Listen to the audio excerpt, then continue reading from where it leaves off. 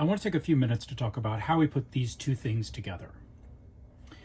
Here we have a 4mm M4 screw and a piece of PLA that I printed. And I printed it with some holes in it. And there's a couple ways we can put these things together. The first is, well, we can print the hole just a little bit smaller than the screw, and we can stick it in and we can just crank on it and have it grind through and try and cut the threads in it. But the problem is this screw is actually quite dull and not designed to cut threads.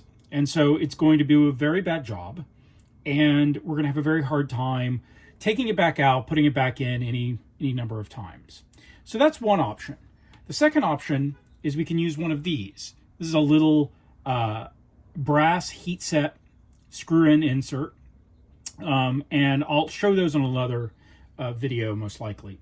And then the last is to use something called a tap. And so a tap is a way to cut threads into an existing hole.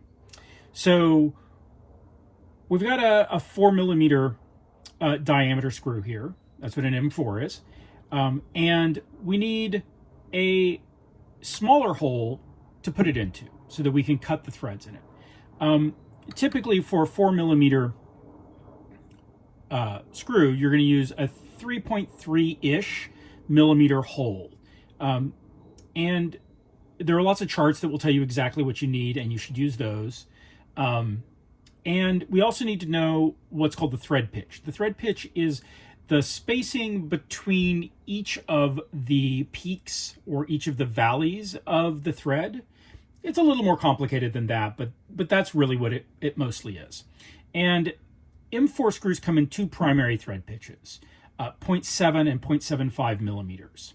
And we can use this thing, which is a thread gauge, and it has a bunch of little bitty, very thin carbon steel plates that have been precisely cut to mirror the threads. And we can look at it and we can go in and we can check, and it should lock in to the threads quite tightly. And we can see that this is a 0.7 screw. So we need a 0.7 tap. So where are we going to get one of those? Well, you can buy a kit. And I bought a relatively inexpensive kit, and that kit contains a bunch of taps. In this case, we've got everything from an M3 tap to an M12 and up to a 1/2 inch SAE spec. It also has what are called dies. Dies are these things over here. They're for cutting threads on like a rod. So we're going to need a M4.7. So there's that. And we're going to need the wrench to actually turn it. And there's that. And so we're done with that. And so we can put that off to the side. So let's bring back the block. So what is a tap? So a tap is a lot like a screw, except this is made from something called tool steel, which is a very hard and strong form of steel, and it's designed for making tools. And in it, it has an exact set of carefully crafted threads and these little things called flutes. And the flutes are how we get the material we're cutting out of the hole while we're cutting it. Otherwise, we're just going to grind up and the whole thing will just stop working. So they're almost always marked. And if they're not, then you probably need to find a different set. But these are marked M4 by 0.7. And at the top, we have this square end, and then round, and then the flutes and the thread cutting. And so we take a wrench, and most of them look something like this. And we take the square end and we stick it in, and we tighten it down. And we tighten it down such that it is completely in there. Okay, so now we take and we simply start turning. And we want to keep this perpendicular. And the beginning is kind of hard because the very end of the tap doesn't have a lot of cutting potential, so it can't bite in. And so you're going to have to provide a little bit of force when we're putting this into, say, PLA. But eventually you'll find it starts to grab in and it'll stand on its own. And then we want to start just twisting it. So in order to make sure we actually get all the material out, we're going to follow a pattern that is 2 360-degree turns and then a 180 backwards. So we're going to do 180, 180, 180, 180, and then we're going to come backwards, and then we're going to go forwards again, 3, 4. And the reason for this is by backing it out half a turn, we actually break up the material that it's cutting.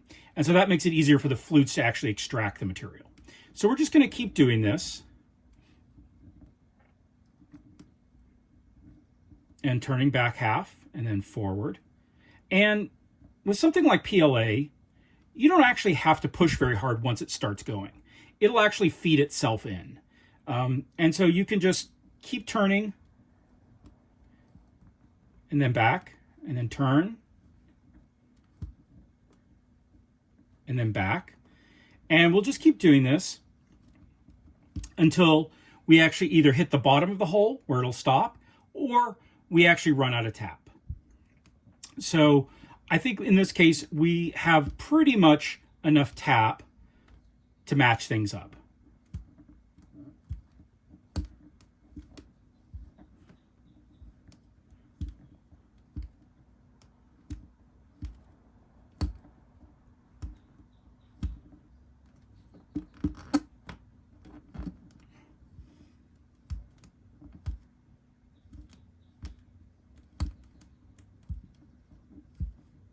Now that we've gotten to the bottom, we need to back out.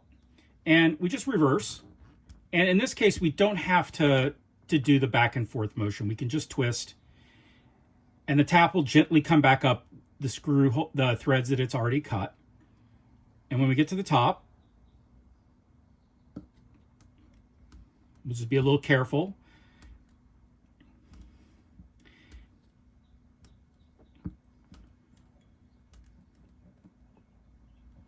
And it'll eventually release itself.